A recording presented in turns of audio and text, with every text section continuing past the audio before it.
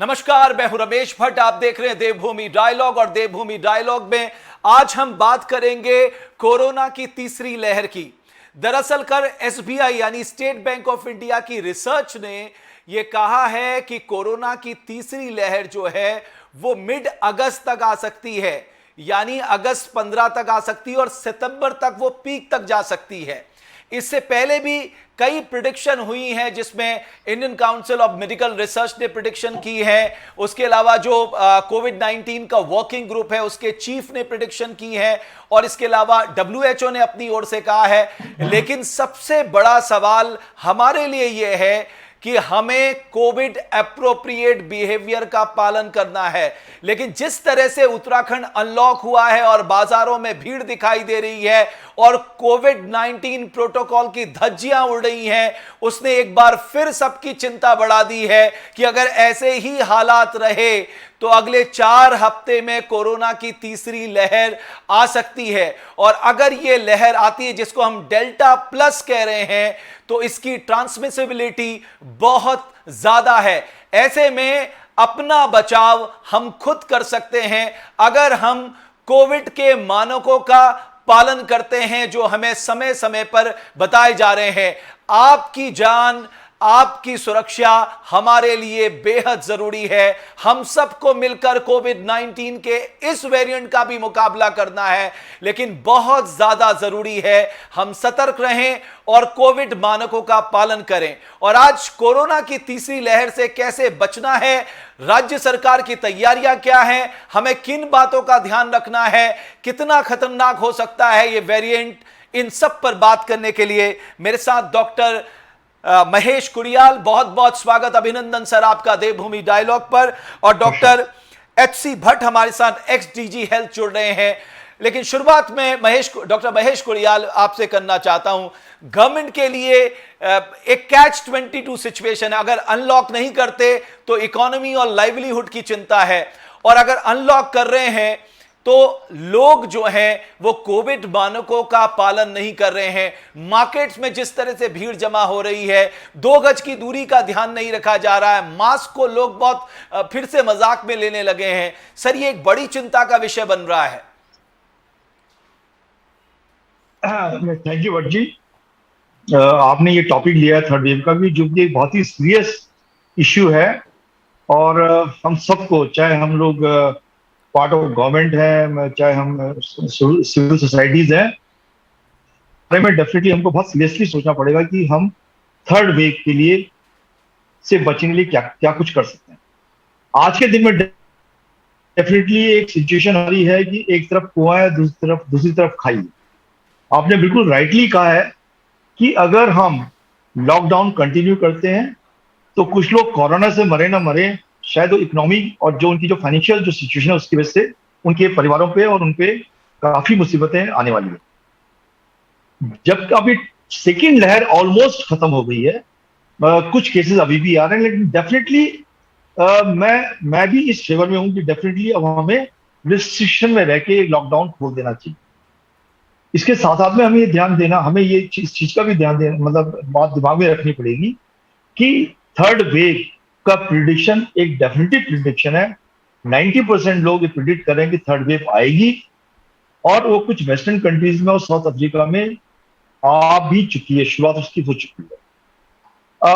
एक चीज डेफिनेटली बहुत श्योर है कि जो ये नया वायरस है, जो नया वेरिएंट है, इसकी इन्फेक्टिविटी, जो इसकी क्षमता है इन्फेक्शन करने की दूसरे और लोगों को, वो डेफिनेटली पहले वायरस से जो अल्फा वेरिएंट था उससे डेफिनेटली ज्यादा है।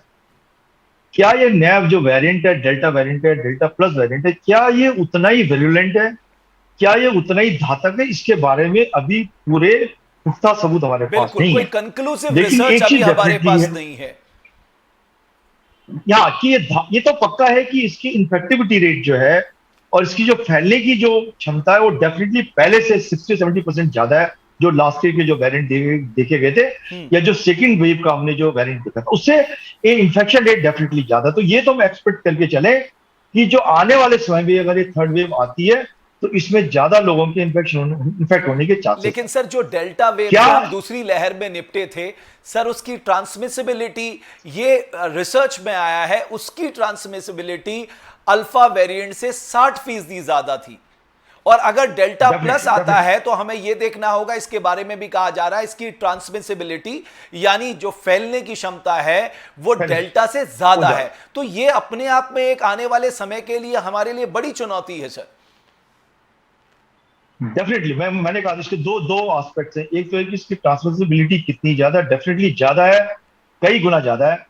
सेकेंडली, क्या ये इसकी जो घातक क्षमता है जिसको हम विरुलेंस कहते हैं, या इसको सीरियस बीमारी करने की जो इस वायरस की क्षमता है, इसके बारे में अभी बहुत ज्यादा स्टडीज नहीं है, बहुत ज्यादा ऑब्जर्वेशन नहीं है। बट डेफिनेटली हमें लेके चलना चाहिए कि जो हमने फर्स्ट वेव में और सेकेंड वेव में डिफरेंस देखा है, वो डेफिनेटली हमें उस हिसाब से मेंटली प्रिपेयर्ड होकर चलना चाहिए। एक डेफिनेटली स्टडी आई है जो साउथ अफ्रीका से आई है, और साउथ अफ्रीका में ये देखा गया था कि जो सेकेंड वेव थी और जो थर्ड वेव जो उनके यहाँ आने शुरू हो गई है, उसमें definitely the number of the cases और जो पेशेंट जो सीरियस हो रहे हैं और जो जितने घातक हो रहे हैं, डेफिनेटली वो सेकेंड वेव से कम नहीं है, उसके बराबर है। ज्यादा भी नहीं दिख रहे हैं, लेकिन डेफिनेटली उसके बराबर। तो हमें ये डेफिनेटली दिमाग में लेके चलना पड़ेगा कि जो भी थर्ड वेव में जो भी वायरस म्यूटेट होकर आता है, एक जरूरी है, डेफिनेटली ज्यादा नंबर्स आएंगे। पहले अगर हमारी कंट्री में हम 4 लाख तक पहुंच गए थे हर दिन में, हो सकता है इस बार 8 लाख पर डे पहुंचे। बिल्कुल, आपने ये एक बहुत महत्वपूर्ण बात की कि हमारे लिए ये एक चैलेंज है। डॉक्टर एससी भट्ट, बिकॉज आप जानते हैं उत्तराखंड के हेल्थ इंफ्रास्ट्रक्चर के बारे में, आप इस सिस्टम के पार्ट रहे हैं सर। मौजूदा सिस्टम से हम जो बताया जा रहा है कि थर्ड वेव इज इनविटेबल, यानी आनी ही आनी है, हम उसका मुकाबला नहीं कर सकते। तो सर सबसे अच्छा है कि हम बार बार लोगों को ये चेताएं, बार बार लोगों को ये समझाएं कि साहब आपकी सुरक्षा आपके हाथ में है, आप कोविड प्रोटोकॉल का पालन करिए, यही बचाव का एकमात्र तरीका है। नमस्कार भट्ट जी। हेलो जी, मैं सुन रहा हूं सर आपको। अच्छा, नमस्कार आपका जी। और जो अभी आपने चर्चा आरंभ की है कि ये जो तीसरी वेव है आनी है, ये तीसरी वेव के लिए हम किन आंकड़ों का सहारा लें इसके प्रेडिक्शन करने के लिए, वो कोई एक डेफिनेटिव हमारे पास स्टैंडर्ड आंकड़े हैं नहीं। भारत सरकार जो आंकड़े रिलीज करती है और जो इंडिपेंडेंट एजेंसीज जिन्होंने आंकड़े यूज किए हैं, रिलीज किए हैं, वो उन दोनों में बहुत ज़्यादा अंतर है और इसमें एक विवाद भी है, कई अप्रिय विवाद भी इससे उठे हैं। परंतु अगर भारत सरकार के ही आंकड़ों को अगर हम लेते हैं कि केवल अभी 140 करोड़ की जनता में केवल 4 ही करोड़ लोगों को इन्फेक्शन अभी तक हो पाया है, बल्कि 3 करोड़ लोगों को इन्फेक्शन हो पाया है और करीब 4 लाख मौतें हुई हैं, तो उस हिसाब से तो जो तीसरी वेव को कोई मतलब इसका तो ऐसा है कि वो आएगी ही आएगी और उसका स्वरूप भी बहुत व्यापक होगा, केसेस भी काफी होंगे और मोर्टेलिटी भी बहुत होगी। लेकिन कुछ इंडिपेंडेंट आंकड़ों के हिसाब से जो भारत में पूरे इन्फेक्शन केसेस हो चुके हैं वो करीब 50-60 करोड़ के आसपास हैं, क्योंकि उनका बेसिक कहना यह है कि जो बड़ी शहर हैं, बड़े नगर पालिकाएं हैं, मेट्रोपोलिटन सिटीज हैं, जहाँ पर लोग बहुत कंजस्टेड रहते हैं, बाजार भी बड़े एक दूसरे से बहुत ही कंजस्टेड बाजार हैं, उस हिसाब से जितने भी महानगरों में हमारे लोग रहते हैं भारतीय, वो सब लगभग संक्रमित हो चुके हैं, सारे पॉपुलेशन, ओल्ड एज से लेके नई जो बच्चे हैं उन तक का। तो अगर हम उनको 40% भी मानते हैं भारत की आबादी, तो मुझे लगता है कि 40% अगर भारत की आबादी इन्फेक्शन हो चुकी है, तो ये आंकड़ा करीब आता है कि 60 करोड़ लोगों में से हम लोगों को इन्फेक्शन हो चुका है, 140 करोड़ में से। और उसी हिसाब से जो ये कैजुअलिटी और मोर्टेलिटी का जो आंकड़ा है वो भी एक भयानक स्थिति में पहुंच जाएगा। अगर उसको एक्स्ट्रापोलेट करें, हम 3 करोड़ को 60 करोड़ तक एक्स्ट्रापोलेट करें, तो उसी हिसाब से जो मोर्टेलिटी 4 लाख हम बता रहे हैं अभी, वो उसको एक्स्ट्रापोलेट करें तो एक बहुत भयावह स्थिति दिखती है कि इतने लोगों में इन्फेक्शन हो चुका है। और जो सीरो पॉजिटिविटी आई है भारतवर्ष की, वो भी लगभग वही आंकड़ों को बताती है कि काफी, जो सरकार ने आंकड़े रिलीज किए हैं 4 करोड़, उससे कहीं ज्यादा, जो 50 करोड़ बिल्कुल। के अब और इस 60 पे करोड़ के एक आसपास बहस के छिड़ लोग। गई है कि साहब मोर्टेलिटी कितनी हुई थी, लेकिन डॉक्टर कुडियाल, मैं इसको थोड़ा सा और आगे ले जाना चाहता हूं कि अभी जो हमारा मौजूदा हेल्थ सिस्टम है या हेल्थ इंफ्रास्ट्रक्चर है, हमें मान लेना चाहिए वो नाकाफी है, और इस तरह के वेरिएंट जब म्यूटेट होते हैं और बड़े पैमाने पे इनकी जो ट्रांसमिटेबिलिटी रेट है वो बहुत ज्यादा है, तो हमारे पास सिर्फ एक रास्ता रह जाता है, वो रह जाता है कि हम लोगों को अवेयर करें, लोगों के से मदद मांगें, और इसमें कम से कम हमारे जितने भी सिविल सोसाइटी के लोग हैं, हमारे जनप्रतिनिधि हैं, जो भी अपनी तरह से जो कर सकता है, हमारे पास इसके अलावा कोई रास्ता है नहीं। देखिए भट्ट जी, एक एक सेविंग ग्रेस मैं कह सकता हूं कि इस समय जो थर्ड वेव के अगेंस्ट हमारे पास है, वो सेविंग ग्रेस है कि जैसे कि डॉक्टर भट्ट ने बताया कि काफी लोग ऑलरेडी इन्फेक्ट हो चुके हैं, तो ऑलरेडी कुछ परसेंटेज हर्ड इम्यूनिटी हमारी सोसाइटी में एग्जिस्ट करती है। सेकेंडली, हम काफी पॉपुलेशन में, बहुत ज्यादा नहीं, I think probably 10 to 20% population हमारी जो है वो वैक्सीनेट भी हो चुकी है।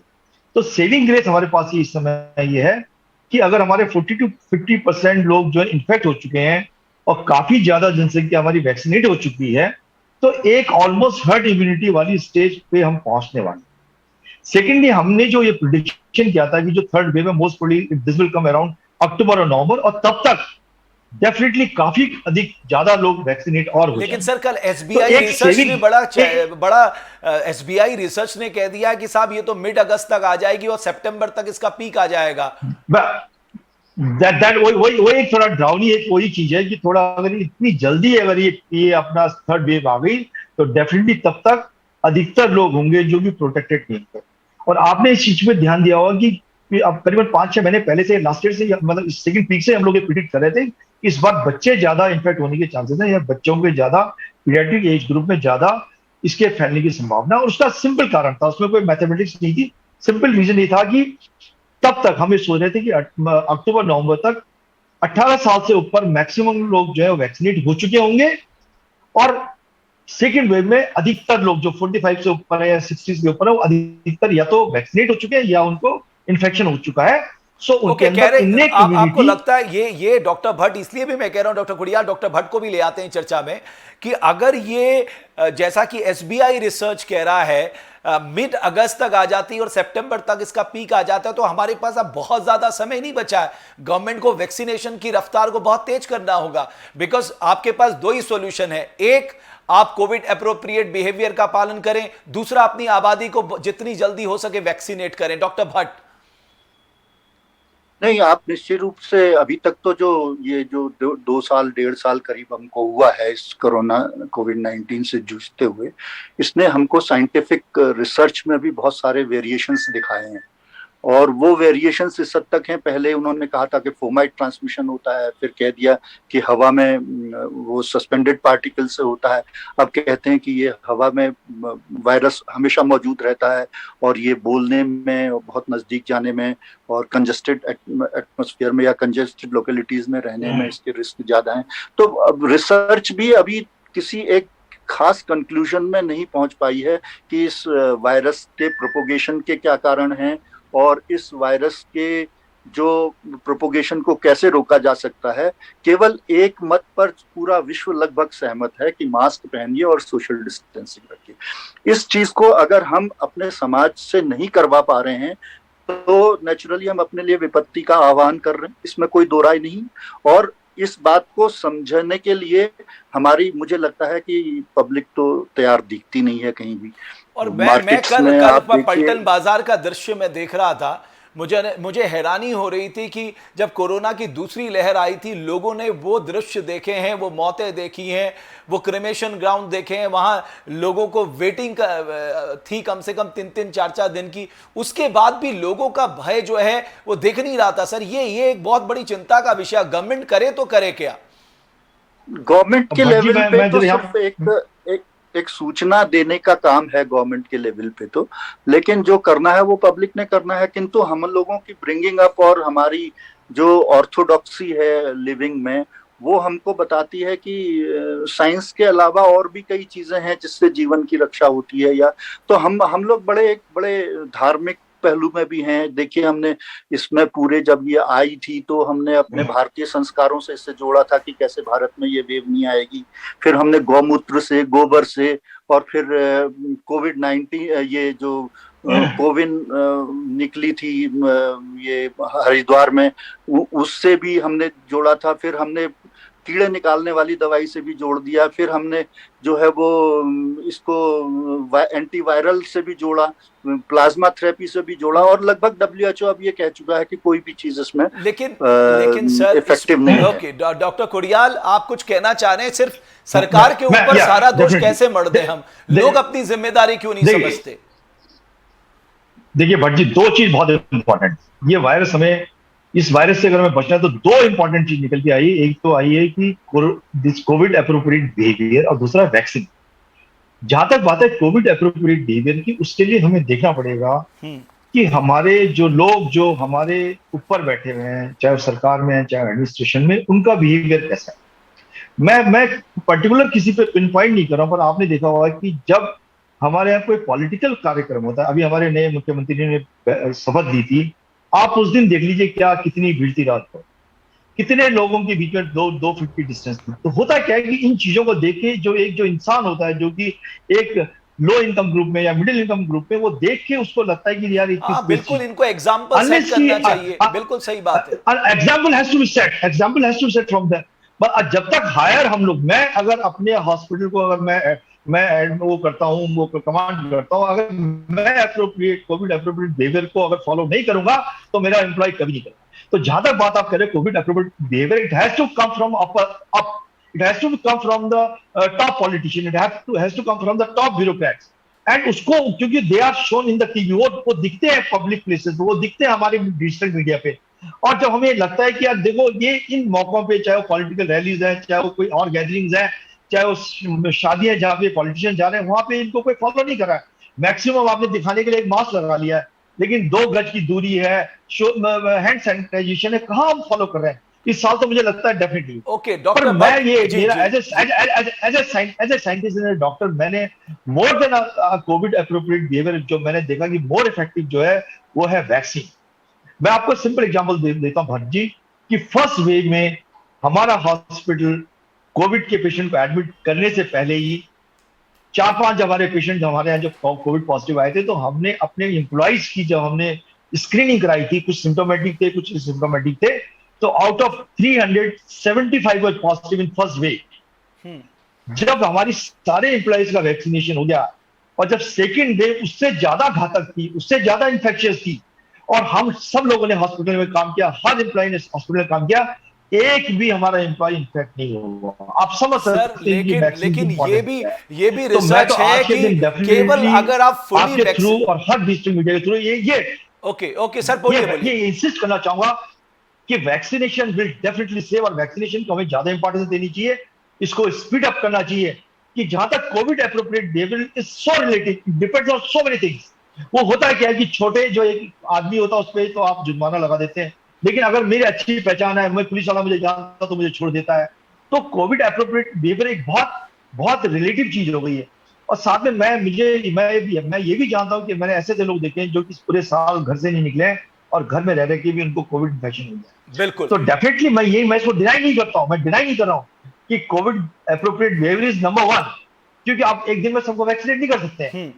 पर साथ में हमें कल्चर डेवलप करना पड़ेगा, कुछ लॉज बनाने पड़ेंगे। सर इट्स हाई टाइम, हमें बिहेवियरल चेंजेस लाने पड़ेंगे, हमें अपने आप को बदलना पड़ेगा। हम इस तरह के गैर जिम्मेदाराना रवैये से हम अपने आप को नहीं बचा सकते। और फिर हम जानते हैं कि हमारी सरकारों के पास इतनी कुव्वत नहीं है, इतना बड़ा इंफ्रास्ट्रक्चर नहीं है, इतना पैसा नहीं है, इतना ह्यूमन रिसोर्स नहीं है। एंड आई वॉज एक्सपेक्टिंग कि चीफ मिनिस्टर कहेंगे कि साहब मेरी प्राथमिकता में कोरोना की तीसरी लहर की जो तैयारियां हो पूरी हो, वो बेरोजगारी, युवा, उन सब पे लेके गए।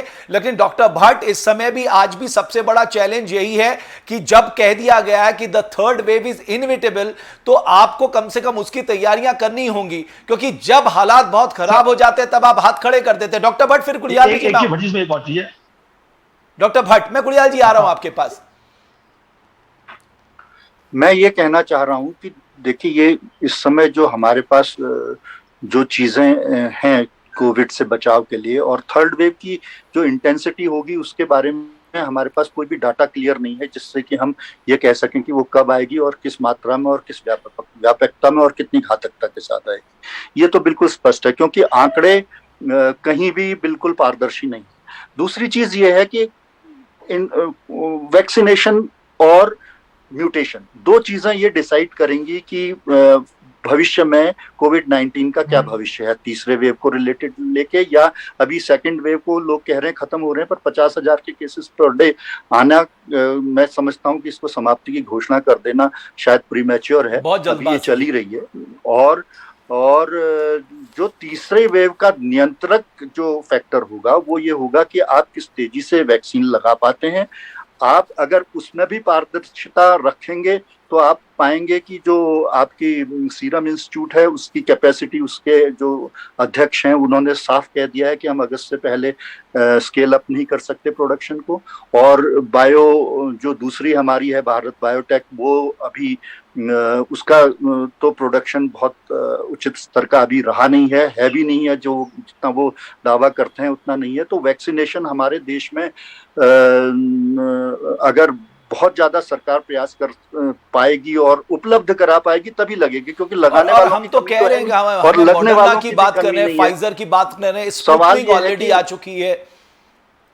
उपलब्ध कराना सरकार का दायित्व है, जनता लगाने को तैयार है। दूसरी चीज ये है कि जो ये म्यूटेशन होता है वायरस में, वो वायरस में म्यूटेशन दुर्भाग्य से ऐसा ना हो जाए कि जो एग्जिस्टिंग जिनको आज तक हो चुका है या जो वैक्सीनेटेड हो चुके हैं उसको भी बाईपास कर लें। अभी हम वैक्सीनेशन में अपने दोनों डोज लगने के बाद भी अपने आईएमए के अध्यक्ष को खो चुके हैं।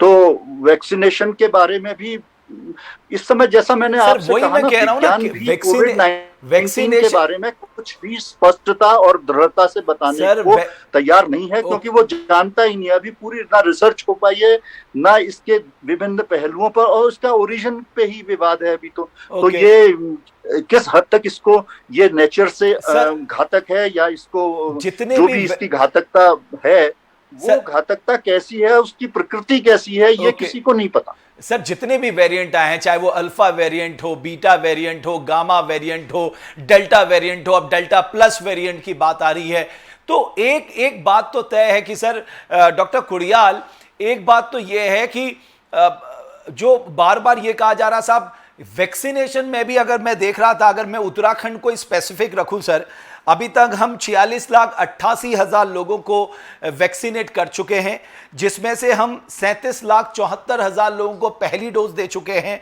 और जो 2 डोज दोनों जिनको मिल चुकी हैं उनकी संख्या है 9,13,000 के आसपास। तो हमें अभी बहुत लंबा रास्ता तय करना है और हमें बहुत ही प्रोएक्टिवली इस काम को करना होगा सर, क्योंकि इस लिहाज से तो हम इस साल भी पूरा, मतलब साल खत्म हो जाएगा, हम सबको वैक्सीनेट नहीं कर पाएंगे। तो अगर हम वैक्सीनेट नहीं कर पाएंगे तो खतरा लगातार हमारे ऊपर बना रहेगा, हमारे बच्चों के ऊपर बना रहेगा, हमारे बुजुर्गों के ऊपर बना रहेगा। नहीं, डेफिनेटली वो तो एक कंसर्न की बात डेफिनेटली है।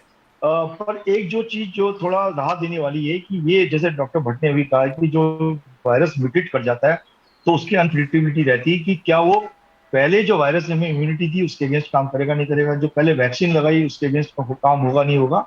लेकिन अब तक जो हमें जो इनपुट्स मिले हैं वेस्टर्न कंट्रीज से, ये देखा गया है कि जो भी हम वैक्सीन आज के दिन में यूज करें, they are effective against most of the mutations, even including delta also. So क्योंकि आपने देखा होगा कि यूएस में और यूके में नाउ दे हैव अलाउड कि अगर आप किसी गैदरिंग में नहीं हो तो you can walk without wearing mask. अगर कहीं आप गैदरिंग में, तभी आप मास्क पहनने की आपको जरूरत है, otherwise you can go without mask also. So they are pretty much confident कि नहीं, ऐसी बात नहीं है। जो उन्होंने वैक्सीन फाइजर की और मॉडर्ना की लगाई है वो हमारे जो न्यू म्यूटेशंस हैं, जो डेल्टा वेरिएंट है, उसके अगेंस्ट भी काम कर रही है। और मैं पर्सनली आल्सो मैं भी बिलीव करता हूं कि ये काम कर रही है मोस्ट ऑफ द वेरिएंट के अगेंस्ट। लेकिन डॉक्टर कुड़ियाल, ये तो टेक्निकल बातें हो गई। एक आम आदमी की क्या बात है? हमारे पास ग्राम प्रधान है, हमारे पास क्षेत्र पंचायत है, हमारे पास जिला पंचायत सदस्य हैं, जिला पंचायत अध्यक्ष हैं, विधायक हैं, चेयरमैन हैं, लोकल अर्बन बॉडीज के लोग हैं, साहब इन सबको आप रिस्पॉन्सिबिलिटी फिक्स करिए, इन सबसे आप बात करिए। आज तो आपके पास कई इस तरह के मौके हैं कि आप इनसे बात करिए और उनको कहिए साहब आप अपनी अपनी जगहों की रिस्पॉन्सिबिलिटी लीजिए, लोगों से बात करिए, उनको रोकिए किसी तरह, क्योंकि अगर आप नहीं रोकेंगे और कोविड अप्रोप्रिएट बिहेवियर को नहीं आप इन्फोर्स करेंगे तो आपको प्रॉब्लम आनी है डॉक्टर कुडियाल। डेफिनेटली देखिए, जो गवर्नमेंट ऑफ इंडिया का जो एक उन्होंने टारगेट रखा था कि by the end of this year, means by the end of December, out of 140 crore वो 104 करोड़ लोगों को वैक्सीनेट कर देंगे। That was their estimated target. जिस ढंग से ये चल रहा है और जिस ढंग से वैक्सीन की थोड़ा किल्लत हो रही है, तो मुझे उसमें भी थोड़ा डाउट सा हो रहा है। डेफिनेटली हमें प्राइमरीली इस समय वैक्सीनेशन, देखो दोनों both things can go together, कि डेफिनेटली हम वैक्सीनेशन को स्पीड अप करें, चाहे हम आप इंपोर्ट करना शुरू करें, जो आप लाइसेंस उन्होंने फाइजर को दे दिए, मॉडर्ना को दे दिए, स्पुतनिक को दे दिए। हमारी प्राइमरीली एक बहुत बड़ा इनपुट हमारा फोकस होना चाहिए वैक्सीनेशन पे, क्योंकि मैं डेफिनेटली बिलीव करता हूं कि vaccination is the only thing which will probably save us from this pandemic. जब तक हम पूरे वैक्सीनेट नहीं हो पाते हैं, जब तक हर्ड इम्यूनिटी नहीं आती, डेफिनेटली कोविड अप्रोप्रिएट लेकिन डॉक्टर भट्ट ने कहा ना, हम आईएमए अध्यक्ष को खो चुके हैं, मैं मानता हूं वैक्सीनेट करने के बाद आपके अंदर इम्यूनिटी डेवलप हो जाती है, बट इसकी लेकिन उसके बाद भी जो आईसीएमआर कह रहा है, जब डब्ल्यूएचओ कह रहा है कि उसके बाद भी आप कोविड एप्रोप्रिएट बिहेवियर का पालन करिए, मास्क लगाइए, सैनिटाइज करिए, 2 गज की दूरी फॉलो करिए। अगर आप वैक्सीनेटेड हो भी चुके हैं, वैक्सीनेशन का मतलब यह नहीं है कि साहब आप तो वैक्सीनेटेड हैं, आपको पास फ्री वीजा हो गया कि साहब आप घूमते रहिए, ये कहीं नहीं है। हमें यह भी ध्यान रखना होगा डॉक्टर भट्ट मैं आपको लाना चाहूंगा, हमें यह भी ध्यान रखना पड़ेगा, वंस यू आर वैक्सीनेटेड इसका मतलब यह नहीं है कि आप कोविड एप्रोप्रिएट बिहेवियर का पालन ना करें। बिल्कुल उचित कहा आपने, और मैं तो ये कहूँ, मैंने जैसे पहले भी कहा था और अब दोबारा कह रहा हूँ कि साइंस ने अभी तक केवल एक ही बात इसमें इस कोविड-19 के संबंध में कही है जो कि सही है और जो अनचैलेंजेबली और अनडिस्प्यूटेबली सही है, कि वो है कि आप मास्क पहने और दूसरों से दूरी बनाए रखें। इस दो के अलावा अभी तक सारी रिसर्च जितनी आई है वो अंडर स्क्रूटनी है, उसका पीयर रिव्यू होना है, उस पीयर रिव्यू के बाद फिर तथ्य बदलने हैं। तो एक चीज जो सबसे ज्यादा महत्वपूर्ण है वो मास्क पहनना है, और दूसरा लोगों से दूरी बनाए रखना है, और तीसरी चीज जो है इसकी जो सामाजिक, राजनीतिक और विभागीय जिम्मेदारी है, वो जिम्मेदारी इसी बात से हम पूरी कर पाएंगे कि किस तरह से हम जनता को ये समझा पाएं कि बिना मास्क के पहने हुए आप अपने सह नागरिकों के साथ अन्याय कर रहे हैं, उनको बीमार करने का सौदा कर रहे हैं, आपका बिहेवियर कंडेमेबल है अगर आप मास्क नहीं पहनते हैं। लेकिन डॉक्टर भट्ट, जो मैंने कहा ना कि आप निचले लेवल से लेके ग्राम प्रधान से लेके सांसद, विधायक, सबको ये रिस्पॉन्सिबिलिटी दीजिए साहब। यू आर पब्लिक फिगर, आप पब्लिक फिगर हैं, आपकी बातों में को लोग मानते हैं, आप कम से कम आके सामने अपनी बात तो रखिए। और उसके बाद जब घटनाक्रम हो जाता है उसके बाद आप विधवा आलाप करते हैं, साहब ये नहीं हो पाया, वो नहीं हो पाया। वो कहते हैं ना, precaution is better than cure. कम से कम अभी आप प्रिकॉशनरी मेजर तो लीजिए, लोगों को आह्वान तो करिए, लोगों से बात तो करिए। ये तो बिल्कुल सही बात है। देखिए, जिम्मेदारी जो समाज में जनता का प्रतिनिधित्व करते हैं उनके ऊपर जरूरत से ज्यादा है, और वो एक एग्जाम्पल सेट करें और ये बात से बताएं कि और साफ बातें जो विज्ञान कह रहा है वो किस हद तक सही निकलेंगी, ये तो भविष्य के गर्त में छुपा है। परंतु एक निर्विवाद सत्य यही है कि अगर आप मास्क पहनते हैं तो न केवल आप अपनी सुरक्षा करते हैं, अपने परिवार की भी सुरक्षा कर पाते हैं और अपने पड़ोसियों की भी कर पाते हैं, और समाज के लिए भी आप सुरक्षा का वातावरण बना रहे हैं। और अगर आप इस मास्क को नहीं पहनते हैं और लोगों से जबरदस्ती नजदीक जाके मिलके बात करते हैं, जोर इवन अब तो ये रिसर्च परसों मैं कहीं पढ़ रहा था, वो ये कहते हैं कि एक जरूरत से ज्यादा बोलने पर भी, तेज बोलने पर भी आप अगर इन्फेक्टेड हैं तो अपने वायरस को दूर फेंक रहे हैं, आप दूसरे की रीच में ला दे रहे हैं।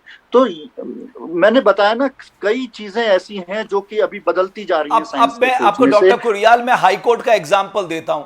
हाईकोर्ट ने क्यों नहीं 4 धाम यात्रा होने दी? हाईकोर्ट का कंसर्न ही ये था कि आप स्पिटिंग कैसे रोकेंगे, आप टेस्टिंग का क्या करेंगे, और जब उन्होंने कहा साहब हम आरटीपीसीआर, अब आपने देख लिया कुंभ में आरटीपीसीआर या टेस्टिंग का क्या हाल हुआ, पूरे देश के लिए एक सबक बना दिया, हमने मजाक बना दिया जिस तरह का वहां पर पूरा घटनाक्रम घटा। तो सवाल यह है कि हम पूरी तरह से इन्फोर्स भी नहीं कर सकते, हमारे पास इंफ्रास्ट्रक्चर भी नहीं है, बट गवर्नमेंट, ये एक सीरियस मामला है, बहुत गंभीर मामला है। आपको लग रहा है, आप इतने दिनों से देख रहे हैं, आपने खुद शपथ ग्रहण समारोह का एग्जाम्पल लिया, जब पॉलिटिशियन एग्जाम्पल सेट नहीं करेंगे तो हम किसको कहें कि साहब आप एग्जाम्पल सेट करिए? ये तो सबसे पहले काम हमारे पॉलिटिशियंस का है। वही मैं कह रहा था कि बेसिकली देखिए हमें बहुत सारी चीज देखनी पड़ती है। ये हमारे, आपने शुरू में कहा ये कैच 22 सिचुएशन है, मैंने कहा एक तरफ कुआं है दूसरी तरफ खाई है। हमें साथ में ये भी देखना पड़ेगा कि जो डेली वेज अर्नर जो है वो अपना घर कैसे चला रहा है। आपको ये देखना पड़ेगा कि कई लोगों के बिजनेस बिल्कुल बर्बाद हो चुके होंगे, कितने लोगों के पास इतनी सेविंग है कि 1.5-2 साल वो चला सके। तो हमें उस पॉइंट ऑफ व्यू से भी देखना पड़ेगा कि हम रिस्ट्रिक्शन के साथ में हमारे ये जो लॉकडाउन है वो उसको ईज किया जाए।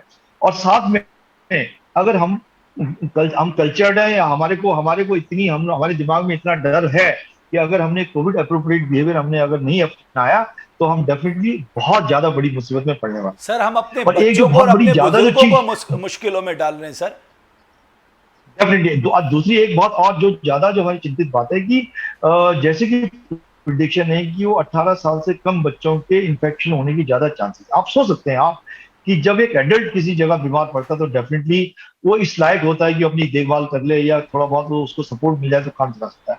अगर कोई 5 साल का बच्चा या 10 साल का बच्चा अगर बीमार पड़ता है कोविड की वजह से और उसको हॉस्पिटलाइज करना पड़ता है, कौन उसकी देखरेख करेगा? कैसे उसके माँ बाप उसको देख पाएंगे? क्या हमारी उस समय एसओपीज होंगी कि माँ बाप उसके पास रह सकते हैं नहीं रह सकते हैं? तो डेफिनेटली जो अगर हम जो जैसे कि प्रिडिक्शन है और जैसे हम लोग सोच रहे हैं कि डेफिनेटली, और जैसे लगता भी है कि 18 साल से कम बच्चे ही ज्यादा प्रोन होंगे, क्योंकि उससे ज्यादा वाले लोग जो है, उम्र वाले लोग या तो मैक्सिमम वैक्सीनेटेड होंगे या उनको कोविड हो चुका होगा। तो जो पीडियाट्रिक एज ग्रुप है, जो बच्चे हैं, जब वो अगर बीमार पड़ते हैं और भगवान ना करे अगर उनमें कोई सीरियस इलनेस आती है तो डेफिनेटली ये बहुत बड़ी मुसीबत आने वाली है। और उसको बचने का डेफिनेटली एक ही उसका तरीका है कि कोविड अप्रोप्रिएट बिहेवियर हो और मैक्सिमम जितना हम वैक्सीनेशन की, अगर आपके माँ बाप वैक्सीनेटेड होंगे, बच्चे के माँ बाप वैक्सीनेटेड होंगे तो डेफिनेटली उनको इन्फेक्शन होने का डर कम रहेगा और अपने बच्चे की देखभाल कर सकते हैं। ओके, तो और ये हमें एक डेफिनेटली देखना पड़ेगा। साथ ही हम देवभूमि डायलॉग के, जी डॉक्टर कुरियाल प्लीज। दूसरा एक भी डेफिनेटली है कि इस समय हम लोग, मैं ये डेफिनेटली कहूँ चाहे गवर्नमेंट लेवल पे चाहे प्राइवेट लेवल पे, we are more prepared now. चाहे वो फिजिकल हॉस्पिटल बेड की वो स्ट्रेंथ है, ऑक्सीजन की सप्लाई है, अदर इंफ्रास्ट्रक्चर है, and mentally also we are more prepared now. Okay doctor Kuriyal, अगर आपको मैं कहूं, जब फर्स्ट वेव आई हमने पूरा स्ट्रिक्ट लॉकडाउन किया, हमने कहा हम पहले से बहुत ज्यादा प्रिपेयर हैं। क्या हुआ सेकेंड वेव जब आई, हमारा इंफ्रास्ट्रक्चर तहस नहस हो गया। हमने अपनी आंखों से देखा जो हमारे पास जो क्षमता थी, क्योंकि जो वेरिएंट का जो ट्रांसमिसिबिलिटी थी वो इतनी ज्यादा थी कि हमारा प्रेजेंट इंफ्रास्ट्रक्चर नाकाफी था उसके सामने। और अभी भी हम कह रहे हैं कि साहब हम बिल्कुल तैयार हैं, और मान लीजिए ये वेरिएंट ने और ज्यादा मुश्किल डाल दी और इसका ट्रांसमिसिबिलिटी का रेट जो है बहुत ज्यादा हो गया, तब हम क्या करेंगे? यानी कहने का मतलब ये है कि हम बचाव पक्ष की तरफ क्यों जा रहे हैं, हम क्यों सोच रहे हैं हॉस्पिटलाइजेशन होम देखें? बचाओ प्रिकॉशन, बट डेफिनेटली अगर हम किसी तरह प्रिवेंट कर सके इसको स्प्रेड होने से तो उससे अच्छी कोई बात नहीं। मैं मानता हूं कि अगर लोग इन्फेक्ट होंगे और ज्यादा बीमार पड़ेंगे तो वो किसी जगह किसी भी सेटअप को संभालना डेफिनेटली किसी भी नामुमकिन है सर। कोई दुनिया का सेटअप, सर दुनिया में जिनके हेल्थ इंफ्रास्ट्रक्चर के एग्जाम्पल लिए जाते थे, वर्ल्ड हेल्थ ऑर्गेनाइजेशन जिनके हेल्थ इंफ्रास्ट्रक्चर को एक आदर्श मॉडल मानता था, वो तक निपट गए सर, वो तक तहस नहस हो गए। फिर हमारे तो सबसे बुरे हाल हैं। हम तो 1.3% जीडीपी का आसपास हेल्थ पे खर्च करते, थोड़ा बहुत हमने इस बीच बढ़ाया है। लेकिन डॉक्टर भट्ट, मैं आपसे एक बात ये कहना चाहता हूं, हमें थोड़ा रूरल एरियाज में भी ध्यान देना चाहिए, उत्तराखंड के ग्रामीण क्षेत्रों में भी ध्यान देना चाहिए। वहां पर हमने किस तरह की तैयारियां कर रखी है, वहां वैक्सीनेशन की क्या स्थिति है, वहां पर Covid protocol behaviour, appropriate behaviour का पालन किया जा रहा है या नहीं किया जा रहा है? आपको लगता है हमें ज्यादा गांव की ओर भी फोकस करना चाहिए? क्योंकि अगर वहां ये वेरिएंट जाता है और इन्फेक्टिविटी बढ़ती है तो हमारे पास इतना सब तामझाम वहां पर नहीं है जितना हमारे पास शहरों में है। नहीं, आप ठीक कह रहे हैं, रूरल एरियाज में भी ये इन्फेक्शन तो फैल ही चुका है। आपने जिस तरह से अभी कुछ जो कि देखने लायक दृश्य नहीं थे नदियों में और शमशान घाटों में, उससे जो हृदय विदारक सीन आम में आए हैं, तो वो चीजें के हिसाब से हमने रूरल एरियाज में तो ध्यान देना ही है। किंतु दुर्भाग्य इस बीमारी का ये है कि इस बीमारी का कोई उपचार नहीं है, और सरकार से मैं प्रार्थना करूंगा कि वो इस बात को बार बार फैलाए कि कोई उपचार नहीं है। हम लोगों ने, अब हम चिकित्सकों में भी एक अनोखी एक गुण आता चला जा रहा है कि हम अभी कोई ट्रीटमेंट मेडिकल लिटरेचर में, मेडिकल टेक्स्ट बुक्स में इंट्रोड्यूस नहीं हुआ है, किंतु हम अब कॉर्पोरेट हेड्स के कहने पर या DRDO के कहने पर या ICMR के कहने पर उस ड्रग की ट्रायल शुरू कर दे रहे हैं। ये मेरे ख्याल से तो बहुत अनुचित बात है, जो कि जब तक किसी भी चीज का एक थ्योरेटिकल लेवल होता है, एक उसका क्लिनिकल एप्लीकेशन होता है, दूसरा उसका अप्लाइड एस्पेक्ट जो क्लिनिकल एस्पेक्ट होता है, उसके आने के बाद उसकी कमियां पेशियां जो हैं वो टेक्स्ट बुक्स में रिपोर्ट होती हैं, तब जाके वो कहीं उपचार की एक परंपरा बनती है। किंतु अब मैं ये देख रहा हूँ कि अभी वो जाइडस का कोई CEO आया था, वो कह रहा था कि हम रेमडेसिविर से अगली सीरीज की बता रहे हैं, तो लोग उसको भी लपकने को तैयार हैं। ये जो DRDO का आया है, उसको भी लपकने को तैयार हैं, जबकि टेक्स्ट बुक्स में इनके कोई रेफरेंसेस नहीं है। मेडिकल टेक्स्ट बुक्स में इनका अभी कोई मेंशन हुआ ही नहीं है। परंतु तो सरकार से मेरा निवेदन ये है कि वो जनता में ये डाले कि इसमें केवल ऑक्सीजन के अलावा हम किसी भी चीज से बीमार की मदद नहीं कर सकते हैं। समझदारी इसी में है कि आप मास्क पहने, लोगों से दूर रहें। इसके अलावा कोई भी साइंटिफिकली प्रूव फैक्ट नहीं है जो आपको बचा सकता है। अगर आप वेंटिलेटर के हिसाब से देख रहे हैं तो वेंटिलेटर में अभी रिसर्च USA की आई है कि जितने लोग वेंटिलेटर पे गए हैं उसमें से 85% लोगों की डेथ हुई। तो हम 15% के पीछे ये कहें कि हर एक को वेंटिलेटर मिल जाएगा तो वो बच जाएगा, ऐसी बात भी नहीं है। लेकिन सर, सरकार चिंता को पीडियाट्रिक्स पे है, बच्चों की है। इस बीमारी के वैज्ञानिक तत्व उपचार संबंधी जनता को बहुत अच्छी तरह समझाने चाहिए, और ये समझाना चाहिए कि अभी हमारा विज्ञान इस पर इनरोड्स नहीं बना पाया है। जो छोटे छोटे इनपुट्स आते हैं उनका पीयर रिव्यू नहीं हुआ है, वो 6 महीने के बाद गलत सिद्ध हो जाते हैं, तो लोग अपनी कमाई भी खो रहे हैं और मर भी रहे हैं, और कोई उपचार की व्यवस्था है नहीं। इसलिए जो आपने शुरुआत में ही ये बात कही कि मास्क पहनिए और दूरी रहिए, वही सबसे बड़ी देशभक्ति है इस पैंडेमिक में। उसके अलावा और ये देशभक्ति को फैलाना, आई एग्री डॉक्टर भट्ट, आपने एक अच्छी, उसे कहते हैं ना, you hit on the nail of the head, कि आपने सबसे अच्छी बात कही। हम कहते हैं साहब देशभक्ति क्या है। आज भारतवर्ष के लोगों के सामने अगर वो देशभक्ति दिखाना चाहते हैं, बस वो इतना कर लें, मास्क पहन लें, अपने को 2 गज दूरी का पालन करें, जब जरूरत हो तभी बाहर निकलें। ये अगर हम काम कर लेंगे तो हम अपने भारतवर्ष को, क्योंकि डॉक्टर कुड़ियाल, सिर्फ हम लोग नहीं गवा रहे हैं, हमारी इकोनॉमी में जो डेंट आ रहा है, अब साहब अब चर्चा हो रही है कि साहब गरीबी की चर्चा होने लग गई है, अनएम्प्लॉयमेंट की चर्चा होने लग गई है, इकोनॉमी की मुश्किलातों को लेकर चर्चा होने लग गई है, लोगों की सेविंग्स खत्म हो गई है, उस पर चर्चा होने लग गई है।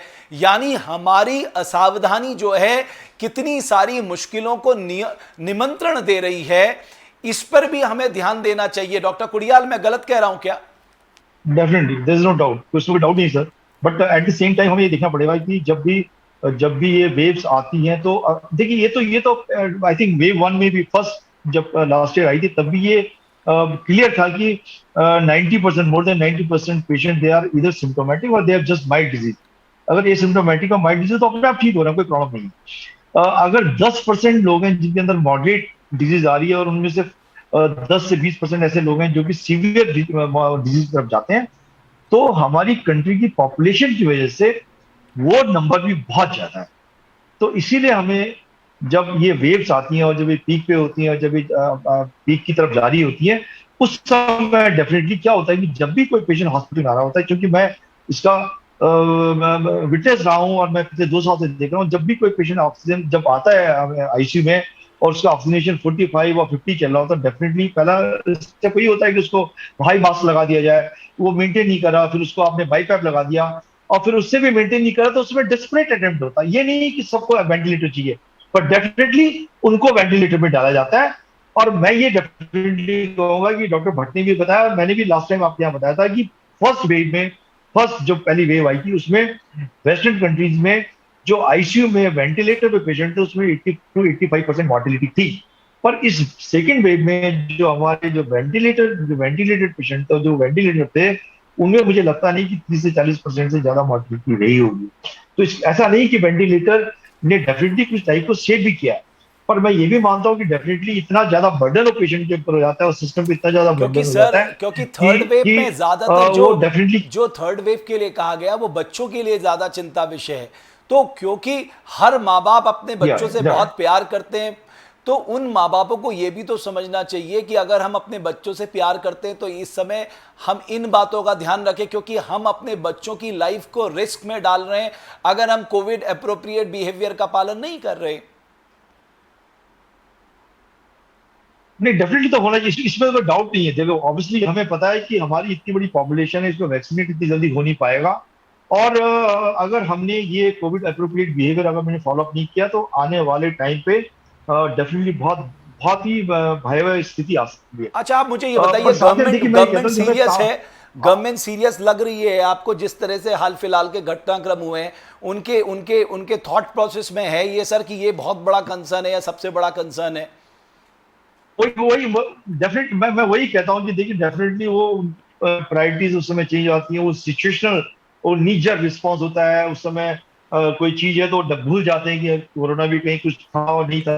बट हाँ, पिछले कुछ महीनों में मैं देख रहा था कि वो पीडिक आईसीयू बनाने की तैयारी कर रहे हैं, पीडियाट्रिक वेंटिलेटर्स जो है उनको प्रोक्योर कर रहे हैं, पीएससी सीएससी पे देख रहे हैं कि ऑक्सीजन सप्लाई कर रहे हैं। भाई, तो सर ऑब्वियसली कुछ काम हो रहा है ये उस तो दिशा क्या में। है, वो हेल्थ सिस्टम से जुड़े लोग कर रहे हैं, बट हमारे पॉलिटिकल मास्टर्स को कहीं ना कहीं चेक जरूर रखना चाहिए। उन्हें देखना चाहिए कि भाई ये काम क्या क्या हो रहे हैं। अब मान लीजिए, मैं आपको बताऊं, ऐसा लग रहा था कि high court is more concern than government of Uttarakhand. High court यहां की जनता के लिए ज्यादा कंसर्न है बजाय उत्तराखंड सरकार के। जिस तरह की टिप्पणियां हाई कोर्ट ने अभी जो ये एफिडेविट फाइल किया था उत्तराखंड सरकार ने उस दौरान की थी, आप सोचिए उत्तराखंड सरकार की एसओपी को, स्टैंडर्ड ऑपरेटिंग प्रोसीजर जो उन्होंने जारी किया था, उसको उन्होंने रोक दिया। उन्होंने कहा हम आपके इस एसओपी को लागू ही नहीं होने देंगे। आप सोचिए गवर्नमेंट के लिए कितना बड़ा झटका है। और क्यों?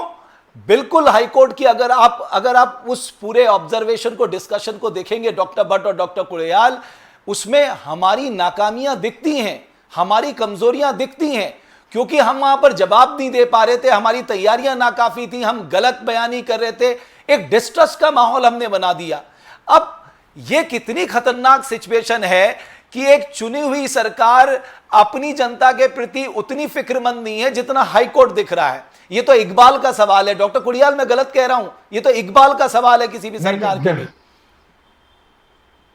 डेफिनेटली, तो मैं वो तो उनको सोशल बिहेवियर के बारे में मैं उनको एग्जांपल सेट करना पड़ेगा। पहले खुद एग्जांपल सेट करें और उसको सीरियसली सोचें कि आज के दिन भी डेफिनेटली गवर्नमेंट का थोड़ा ज्यादा ध्यान इस बात पे होगा कि भाई कल के दिन हमारी बदनामी ना हो कि वहाँ बेड नहीं थी, ऑक्सीजन नहीं था। और साथ उस इस चीज पे ध्यान नहीं दे रहे हैं कि जो प्रिवेंटिव चीजें हैं, हमारे जो कोविड एप्रोप्रिएट बिहेवियर है उसको कैसे इम्प्लीमेंट करें, उसके लिए कैसे ज्यादा अवेयरनेस फैलाएं। जो लास्ट ईयर की जो होर्डिंग्स लगी हैं, थोड़ा बहुत जो डिजिटल मीडिया पे प्रोग्राम चल रहे हैं, रेडियो पे चल रहे डिजिटल हैं, मीडिया में वो अगर चल रहे हमारे हैं। चीफ मिनिस्टर साहब पहली अपनी बाइट इसी बात पे देते कि मैं प्रदेश की जनता से ये करबद्ध प्रार्थना करता हूं, हमारे बच्चों का भविष्य सुरक्षित रखने के लिए हम कोविड एप्रोप्रिएट बिहेवियर का पालन करें, हम मास्क पहने, 2 गज दूरी बनाएं, हैंड सैनिटाइज करें और अपने परिवार की रक्षा करें। इन 4 लाइनों को शुरुआत करनी थी, कहना कि हम दूसरी वेव में बहुत नुकसान झेल चुके हैं, हम आगे नहीं देख सकते। ये जो सोच है ना, ये तो अपने अंदर डेवलप करनी पड़ेगी। देख भट्ट जी, मैंने आपको बता एक एग्जांपल, मैंने अभी जो ओथ सेरेमनी का यहाँ लिया, और मैं देखिए वो इंदिरा हृदय जी, उनकी आत्मा को शांति दे भगवान, लेकिन आपने देखा होगा जब उनका क्रिमेशन था उसमें 50 लोग 50 लोग अलाउड थे, और आपने देखा हल्द्वानी में कम से कम 2000 लोग तो मैं टीवी पे देख सकता था कि उनके वहां पे क्रिमेशन में वहां पे नहीं रहे तो होंगे। दिक्कत क्या क्या है? क्या क्या दिक्कत क्या यही है क्या सर, सोचा सी कानून जो आप कानून इनको है जो नहीं, अब पेंडेमिक एक्ट क्यों नहीं लगा वहां पर? एपिडेमिक एक्ट क्यों नहीं लगा वहां पर? नहीं लगेगा साहब, क्योंकि वो तो हमारे राजनेताओं तो से उससे जुड़ा मामला है। तो उससे हमारी जो मुहिम है वो हल्की पड़ जाती है, वो कमजोर पड़ जाती है। तो एक आम आदमी जब ये सब चीज देखता है तो उसको लगता है कि यार ये नियम, मुझे तो रोजी रोटी है, मैं तो कोरोना से नहीं मालूम भूख से मर जाऊंगा। और यहाँ देखिए आप इनके जो पॉलिटिकल प्रोग्राम्स हो रहे हैं, ये अगर कोई क्रिमेशन हो रहा है उसमें अगर वो पॉलिटिकली कनेक्टेड है तो वहां 400 लोग भी जा सकते हैं। और अगर कोई बेचारा गरीब है तो उसको अगर 50 से ऊपर हो गया, 20 के ऊपर हो गए तो उसको उस पर फाइन लग जाएगा। तो जब तक हमारा ये कल्चर नहीं चेंज होगा तब तक डेफिनेटली हमारी जो मुहिम है हमेशा कम पड़ती रहेगी और उसका फल हमें भुगतना पड़ेगा। और वैसे हम बड़े राष्ट्रभक्त बनते हैं, हमारे अंदर मतलब हमने राष्ट्रभक्ति की भी ना डेफिनेशन बदल दी है। हमने राष्ट्रभक्ति को किन्हीं और चीजों से जोड़ देखिए दिया है। अगर हम सवाल, जो मैं डॉक्टर भट्ट ने मैं सही हमेशा कहा, आप कहता राष्ट्रभक्त हैं अगर आप कोविड अप्रोप्रिएट बिहेवियर का पालन करते हैं, तो आप सबसे बड़े राष्ट्रभक्त हैं आज के मौजूदा समय में। हेलो डॉक्टर भट्ट, क्या ये नहीं, ये मैसेज जाना चाहिए कि हर देशवासी अपनी राष्ट्रभक्ति दिखाए, अपने साथ साथ दूसरे की जान को बचाने का काम करे? ये भी एक तरह का बायोलॉजिकल वॉर है सर, इस बायोलॉजिकल वॉर से अपने लोगों को बचाने की जरूरत है। बिल्कुल ठीक कहा आपने, और इन चीज का प्रचार तो होना चाहिए कि मास्क पहने। और दूसरा, आपने अभी पिछला प्रश्न मुझसे किया था रूरल इंडिया में, तो रूरल इंडिया में मैं समझता हूं कि जो ये रूरल हेल्थ मिशन आया है और केंद्र सरकार की योजना है, उसके तहत ग्राम सभा लेवल पर ग्राम पंचायत के साथ मिलके स्वास्थ्य विभाग और अन्य जन प्रतिनिधियों ने स्वास्थ्य की समितियां गठित की हैं। उस समितियों में अनुदान भी मिलता है शायद स्वास्थ्य विभाग की विभाग से और पंचायत राज विभाग की वजह ओर से भी शायद मिलता हो। मुझे, क्योंकि अब काफी साल हो गए हैं रिटायर हुए, तो मुझे इसके एक्चुअल स्थिति नहीं पता है, पर इसकी समितियों का गठन और उनको आर्थिक रूप से संपन्न करने का या वो करने का, एम्पावर करने का एक प्रोग्राम चला था। वो अगर शायद मैं उत्तराखंड स्पेसिफिक बात कर रहा हूं, हमारा नैनीताल है, हमारा अल्मोड़ा है, बागेश्वर है, पिथौरागढ़ है, चंपावत है, चमोली है, उत्तरकाशी है, पौड़ी है, टिहरी है, सर यहाँ तो हेल्थ इंफ्रास्ट्रक्चर की हालत बहुत खराब है। तो हमें तो यहाँ पर केवल हम बचा सकते हैं।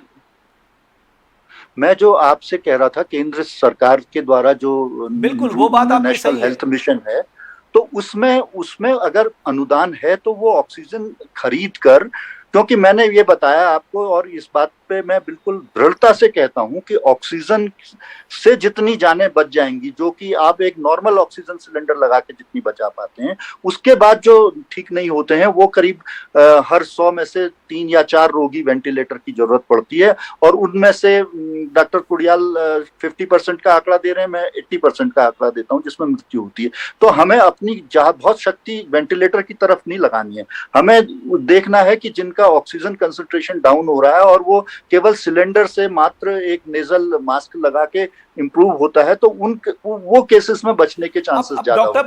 तो मैं आपको अभी केंद्र सरकार की योजना है, मैं उसी की बात कर रहा हूं, योजना में जो पंचायत राज तक, नेशनल हेल्थ, मैं पंचायत राज तक जो केंद्र सरकार की योजना नेशनल हेल्थ मिशन में पहुंची है, उधर ग्राम पंचायत के पास मेरे ख्याल से रिसोर्सेज हैं, वो भी ऑक्सीजन सिलेंडर खरीद सकते हैं और अपने ग्राम में किसी को भी ट्रेनिंग कर वो ऑक्सीजन लगाने की व्यवस्था वहां पे भी कर सकते हैं। एक सुझाव ये भी हो सकता है। दूसरी चीज ये है कि जो आपने कहा था अदालतें तो चाहे वो हाई कोर्ट हो चाहे केंद्र हमारी सुप्रीम कोर्ट हो, वो हमारे सरकारों को समय समय पर गाइडलाइन इशू कर रही हैं कि कैसे हम इस कोविड से लड़ने के लिए ज्यादा सरकार के स्तर पर रहें, और सरकारें को उससे उनकी मार्गदर्शन से सीखना चाहिए, अपने विरुद्ध उसको स्ट्रिक्चर नहीं समझना चाहिए, क्योंकि इस समय विपत्ति के समय में हर कोई अपना देश के भला करने के लिए सुझाव दे रहा है। तो न्यायपालिका भी जो सुझाव दे रही है, वो चाहे वेंटिलेटर्स की व्यवस्था हो, चाहे ऑक्सीजन पे मॉनिटरिंग कर रही हो, चाहे वो मुआवजा देने की बात कर रही हो, इन सब बातों को सरकार को एक सहपाठी से, एक सहयोगी से एक सुझाव, सकारात्मक सुझाव के रूप में लेकर जनता को वो फैसिलिटीज मुहैया कराने का वो देना चाहिए। डॉक्टर कुरियाल, मैं इसलिए कह रहा था, अगर हम नेशनल हेल्थ मिशन की बात करें, पहले ये नेशनल रूरल हेल्थ मिशन था, बाद में इसे नेशनल हेल्थ मिशन कर दिया।